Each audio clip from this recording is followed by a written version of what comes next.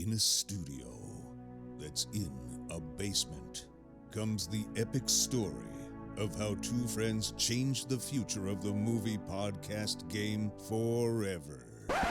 The reviews are in. Boys Life magazine gives the High Sci podcast 4.5 acorns.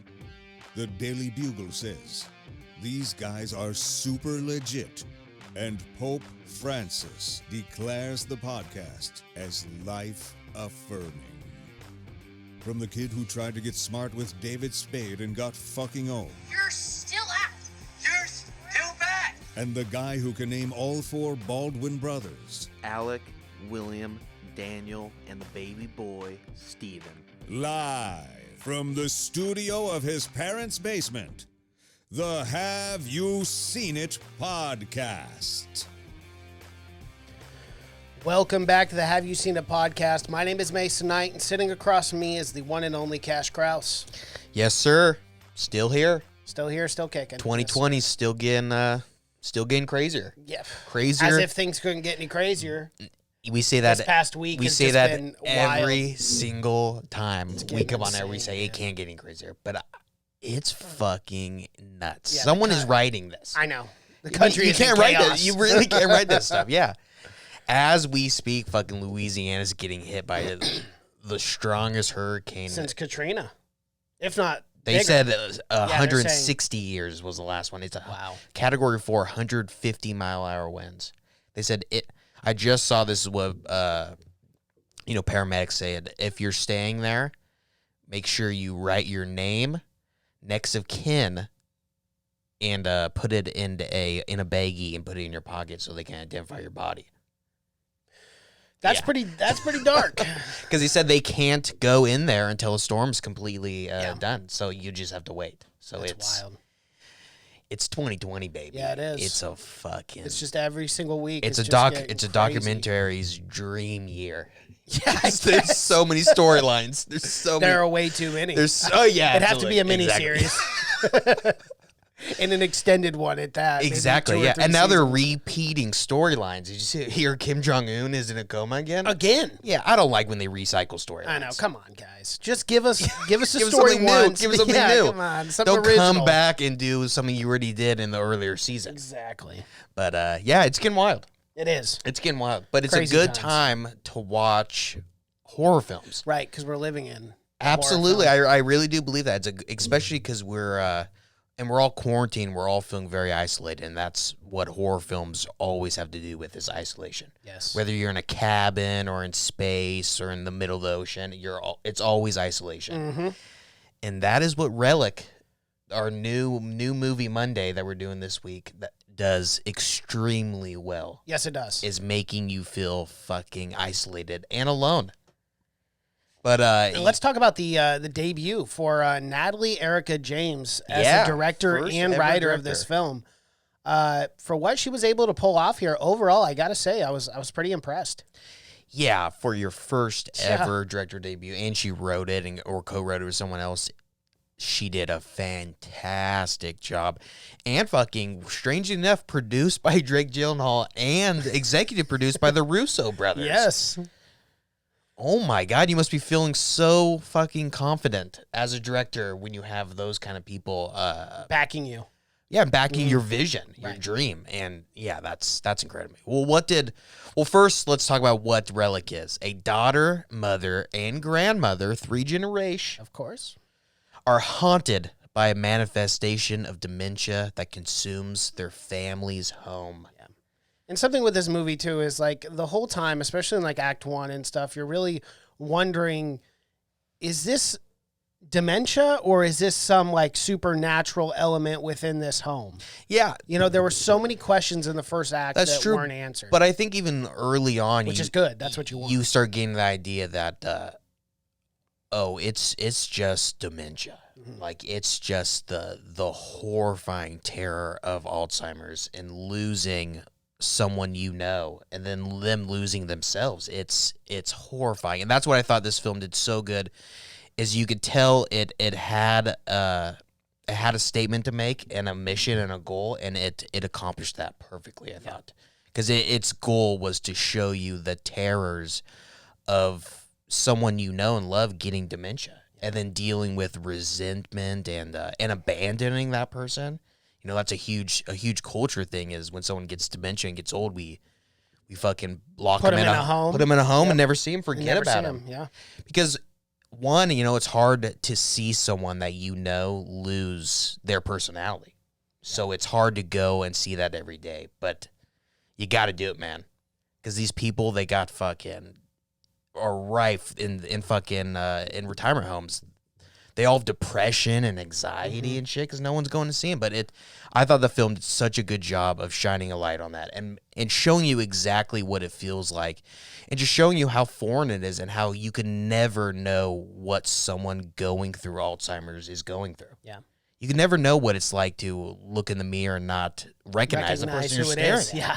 That's terrifying. You In never- a lot of ways, just Yeah. that concept alone is horrific. Yeah, so I love that they were willing and able to do that in such a powerful way. And I like that there's a lot of movies like The Babadook and stuff that just deals with grief and stuff. There's a lot of films that are like Well, they're like Babadook abstract was a films. manifestation of her grief, and pain absolutely, and yeah. suffering. yeah, and I like that, you know, they're like abstract paintings where they're showing you a feeling instead of an actual tangible demon or anything. It's just a feeling of fear that's more scary than this actual demon or rot that's taking over the house, but really it's just the rot of fear. Well, and that was something they used a lot in this film too, was black mold. And I think in a lot of ways that was to signify, you know, kind of the decaying and also like just if you have black mold in your home, like that can cause shortness of breath over a long period of time, can cause a lot of health problems for you. Yeah, but where even to a point where you are kind of losing your mind. yeah, but I really think it was there to show you the decay of what was the decay of what's happening within. Like the decay of what was happening within her mind. Well, we even find out too with the properties and stuff that this is a generational Giant house. a giant house. Oh my But god, this also thing is huge. That cabin too that their great grandfather lived in and also passed away of dementia. That was such a good. So Terrifying, I'll too. make it clear. This film, it's not the best film of all time. You know, there's no twists or turns or anything like that. No. It's very straight up, but it's again it accomplishes what it set out to do. But Yeah. could there have been more scares? Yeah, probably. But what it did with how limited it was and only being an hour and 30 minutes, I thought it did a really good job. That one really scary scene, and there's not a lot of really scary scenes. No. There's a lot of cathartic scenes where it's just this feeling of dread. I'm sure a lot of people will compare this to Hereditary because it deals with family issues and mental illness and stuff, but I really think it's a separate thing. But the atmosphere is very similar to where you just get this overwhelming feeling of dread the entire time. Yes. The entire time you're watching, you're not feeling good. But that cabin scene where she's Emily Mortimer's character Kay is just dreaming, like when she first gets to the house, and she goes and she sees the grandpa decay, but he's fucking still alive. Yeah. Still sitting on his bed. Yeah. Yeah. That scene was fucking horrifying to me. And I liked it too because it kind of brought you different ways, and that's kind of what you need in a horror film. Is like they obviously had the window that they took from the old cabin and put into the new home. She was having dreams about it. There were a lot of curveballs they were throwing at you to kind of make you wonder what is really going on here. Yeah. But at the whole time, it was open ended because we find out that it is just dementia. I mean, you can literally take this one of two ways.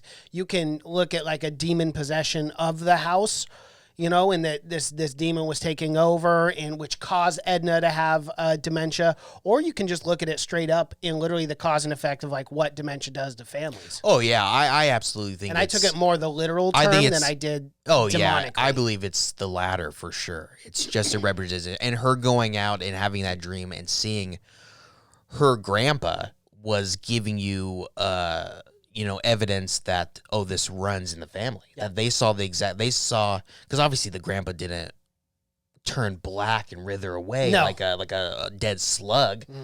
But he became unrecognizable, and that was the whole thing. Is once you see him, and that's the thing at the end, or I don't want to get into the story too much because it's really good. But the end where the granddaughter's laying behind the mom and she sees the the same mold on her. It's the thing that it's generational. Yes, and she that's- realizes at the that end itself too that, is fucking horrifying. of course, because she knows inevitably she's going to do the exact same thing that her mother's doing to her grandmother, And then she's going to be doing she's going to have to do it with her daughter. Exactly, and because that it's is hereditary. so scary and just in itself. Yeah. And just knowing that it's not this demon. Because if it was a demon, you could almost set out to stop it. Exactly. There's You almost, can- but this is something you just can't stop. Can't help. You can't No stop it. matter what. And dementia, Alzheimer's, it really is, in my mind, the scariest thing. That I'd rather have almost any disease than just, your brain. Your brain eventually works against you. It starts rotting from inside, man, and it is very scary. But again, they do. Natalie Erica James does such a good job of portraying dementia on the screen, because it's not an easy thing to portray. No, it's again, not. no one really knows, but she does. Like the window thing, the window in my mind was just, exactly at the first you could think, oh, this window is causing all this. Like the window's it's cursed. haunted. But no, that window was just, when she saw the window, because in Alzheimer's you can't connect the memories. So if you see a song or something, you just get a feeling of goodness or something. But if you see this window that was always connected to seeing your dead dad, it's always just going to give you this feeling of dread. It wasn't anything evil. It was a Post-it note, like a Post-it note that she had left all over the house, reminding her of things. The mirror was a Post-it note reminding her of just this horrible, horrible event. I think it can also represent too just family over generations, and that the family deals with dementia, and that it is hereditary, and that generations have dealt with this very same thing. I think when you look at the window, I think you can get a same sense of that as well. Yeah, of absolutely. just generations, because that we know for a fact that has at least been around for 100 years over in the old wood cabin, and then they built this new home and took it back. So that was another thing for me that I looked at. I do have as many great things that we will talk about on this movie. I did have one issue with this, and that is the use of the shadow guy or whatever. The use of because we kind of find out that it is just dementia, and I thought that was kind of an element that we didn't need to have at all. I would have much preferred, because to go through when Sam, which is Bella Heathcote's character, she's going through the maze in the house, right? The labyrinth, I guess is what you would call it, in the house. That was the perfect, quote unquote, villain, bad guy, spirit possessed thing that I wanted to see. I didn't want to see a demon shadow person, because then I'm like, well, you can kind of do anything with that. Right? I didn't, and then coming up to the door, I thought that was okay in the bathtub, because that could have been Edna. But to then just straight up show a shadow person, I wasn't a big fan of that, because then it's all right, is this a demonic spirit or is it not? I think it would have been more open-ended had they had just kept those scenes out. Well, the whole thing is it's just a metaphor or an allegory or for something like this how this shadow figure is always over them. It's always this thing that's setting dread in or whatever. But that shadow figure is really, I think, just another piece of the Alzheimer's or dementia, that it's always there, and it's always like a dark part of the grandma or whatever. Because the end gets very surreal, and that's what the entire you realize by the end, the entire thing was kind of this surrealist. I don't know what you call it, mission for the mom and daughter to go through all these things. At the end, of course, the mom wasn't really decaying and withering in a real person. That's not how it was. A really representation of how her mind was. Well, it was a representation of how that she's unrecognizable at this time. But even though she's unrecognizable, the mom couldn't leave her. So I didn't have a problem with the shadow figure, because I always felt like it was a metaphor for a bigger thing than an actual shadow figure demon. It was just always this thing that was always lurking around. Because it was before that they really dealt with the dementia. So it is always this thing that they never talked about, but it was always around. But why not use a shadow in general and just do a giant shadow sweep rather than the actual, human figure it's of a scarier? shadow? Yeah, I know, but I still It's have like, I and still had a it's problem still a with horror that. film. Yeah, I could see it, but I didn't have a problem with it. I liked it, and it did add. And again, it was probably maybe put in because maybe this film did not have enough scares. Yes. And they felt like, okay, maybe we do have to put Well, I think, too, if you're going into this just to be scared, like, if you're going into this thinking it's like a Blumhouse, like... Well, it is a horror film, though. Conjuring. It is a horror film, but it's not... It's a different kind of horror film. I never felt terrified or scared during this because I guess I looked at it and realized, oh, this lady's just dealing with dementia, and these are all, like, metaphors of like, what dementia does to someone. Yeah. It's a little bit different than me than to watch a movie like Midsummer, Hereditary, or any of these other that's like, oh, that is true horror. This was more of just metaphorical to me. I think they're similar in both the kind of horror that I felt from Hereditary and Midsummer and this. It was kind of that I walked away from it with a very, very icky feeling. Although this one has a much lighter ending than Midsummer or Hereditary. Yeah, it that's ends for sure. It ends in a very nice way, In a surprisingly, sweet way, yeah. which is, which if you watch, the ending is not nice or sweet. It's horrifying as she slowly peels Peeling away what's left of Edna. exactly, and then by the end of it, there's nothing remaining of her, and But that's what Alzheimer does. Is it takes away everything from you. There's nothing left, nothing you can recognize from that person. But it was the whole thing of, even though she's completely gone, I still have to stay with her no matter what, 'cause she's your mom, Yes. But I love how That's what I liked love at the how end, it's though. set up early too. Is like abandonment was a huge thing throughout this entire film. Even with this family specifically, with the great grandpa, they abandoned him out in the cabin. I think it's just Alzheimer's in general is what they're getting at, is that all these, almost majority of these people are abandoned, are left, not in a literal cabin in the woods, but in their own isolation, So I love that. I just love that they did that and showed it like that. But yeah, I was scared throughout. And there's some I love the look of the grandma at the end. It was like I think it might have been a puppet. I don't think it was a real person. No, It could have been a real. there's no way it was a real But the person. practical effect looks so good. I was really surprised. I didn't think they were gonna actually show and like focus on the grandma at any time. I thought it was gonna show her peel away and then kind of end. But it does. It focuses on her, and does. she is like it's horrifying. It is. She's like shriveled up. I don't know, like a smoker of 300 years. Right. Pure black skin. It reminds me of like a one of those anti-smoking ads. Yeah, or like an old vampire in an old vampire film when you open up and they're like completely decayed in there. It's horrifying, man. That's artistic direction. That's the artistic direction of the director. Right. Knowing exactly what vision they have. But yeah, I love that. There is some very scary scenes though. Scary scenes, as like you said, not a jump scenes or demons or conjuring, but just it's very cerebral. It's things you got to think about, like her locking the neighbor kid into the fucking cabinet. Like that kid could have died. He could have, yeah. Well, because Edna had told the father too that she had no idea where he was, and luckily the father heard that he was screaming in the closet upstairs because she was never evil. She didn't know the kid. No, she had forgot she locked him in there. Yeah.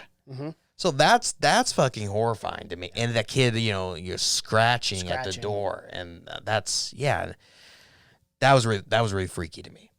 Is that she could just forget about a kid, and then in her head she's probably thinking, "Oh, someone's trying to break into my pantry. I got to keep it locked and keep that guy in there." Well, and remember that's when her and Emily Mortimer's character Kay, they go up there, and she goes, "I think this was the spot where the thing was trying to get in." She's like, "What are you talking about?" Yeah. She's like, "The thing, it was trying to break into my home." I love that. The writing was so good with that too, where there were little hints about how, she flooded the house like a year ago, hence the black mold. Right. And even how, because it starts out with Edna, played by Robin Niven, who does phenomenal she job. steals the job. Well, Emily Mortimer does. There's only 3 characters, and they Pretty all much. pull their weight equally. They're all very, very good. But yeah, she disappears, gone for like a couple weeks, and right after there, you're thinking maybe. I know she was in the sequel. Yeah, she was in the sequel. Matrix. Both sequels to The Matrix. Not in the original. She was in the sequel. That's Yeah, awesome. just cameos, small parts, Yeah. but yeah, how she just how she disappears, and then Emily Mormon character just goes to the cops, and he's like, well, we got a timeline. When's the last time you saw her? And she's kind of like being catty about it. She's like, well, it's been a couple weeks, you know. And then the cop's like, well hey, look, we're not judging here. Yeah. Basically, is what he's saying. We just need to get an exact timeline of who the last person was. And then to she talk goes, to her. and then she's like making excuses about it. She's like, oh, but work's been crazy and whatnot. She goes, you know how life is. Yeah, and I thought that was such good writing of just, you know, very small, but just giving you the hint that, oh, she hasn't been there enough. No. That she's kind of been neglecting this lady, because again, it's horrifying to see. Imagine seeing your fucking mom like that, man. It'd be awful. God damn, awful. dude. Crazy. Yeah. And it does, and it does get into how scary it can be to live with someone like that, with someone with Alzheimer's.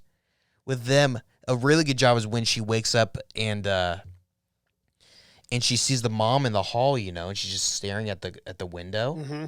And she goes, this scared me, because she goes, and you think she's facing the window.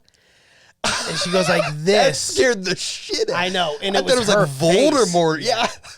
I thought her head was on backwards. That was terrifying. That was too. such a simple and well done scare. That was so well done, and something you could easily do, to where they just shot it from up to where you couldn't see the hands go backwards or anything. So I thought that was really well done.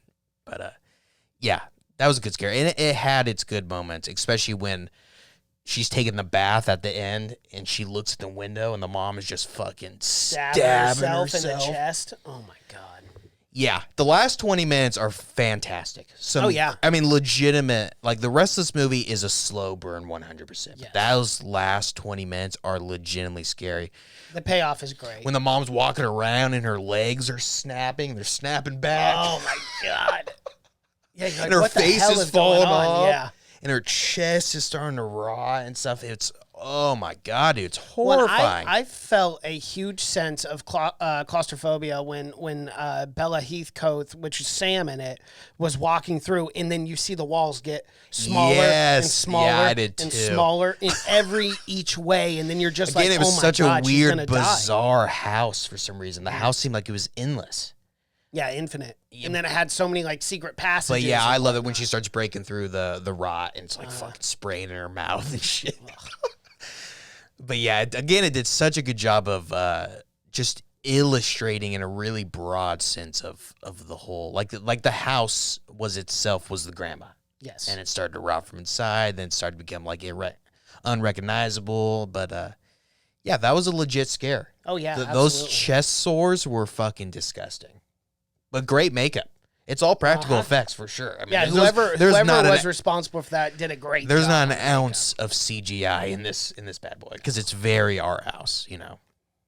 But yeah, I enjoyed it. Yeah, and it right now it sits on Rotten Tomato at a 92% from critics. But I wanted to show you this because I thought this was very interesting. The audience score for this is at a mere 47%. As soon as I saw this film, I immediately knew, oh, it's not for everyone. Yeah, no, it's not. It's not for everyone. But I mean, I feel like if you like good films, it's for you. Because it is a good film. But if you're getting into it because you're going to think it's a paranormal and there's going to be a jump scare every 30 seconds.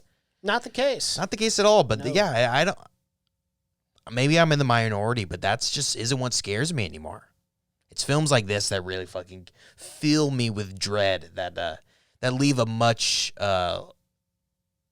deeper impact. Yeah, and longer impact. You know, I'm thinking about this film a lot longer than I ever thought about a porn. I mean, you go see a paranormal and it's fun for the night. And then, you don't forget think about it anymore. No, I couldn't tell you. I've seen every paranormal. I could not tell you any detail of those. But you think about like the meanings behind these films. Like I caught myself even this morning thinking about this. Yeah, exactly. This film again, and just being like, what does it all mean? What do these scenes mean? Like it is a very good film. Like I enjoyed it. It definitely is. But yeah, again, not for everyone probably. No. Not for everyone. But I mean, each is their own. But if you like Hereditary and you like Midsummer and you like The Witch one. or something, I got a feeling you're really gonna like. And you like the Babadook and stuff like that. Those slow Babadook was burns awesome. and things that mean much deeper than what you're just seeing. Again, cerebral films. You know, films you got to kind of think about. But I think people will like it. Yeah, absolutely. it's And if interesting. you don't like it, I mean, it's only an hour and 29 minutes, so it's not like you Very- sat for 2 hours and 20 And minutes. that's something that watching was this. great about it too. It was a Yeah. breeze to get through. It was Yeah. so easy. Short, sweet, and simple. Yeah. Super, super easy. By the time, I mean, I never even had to look at the clock. By the time it was over, I felt, fuck, it's over already. Yeah. I mean, but yeah, I love the ending though. Very cathartic. Yep.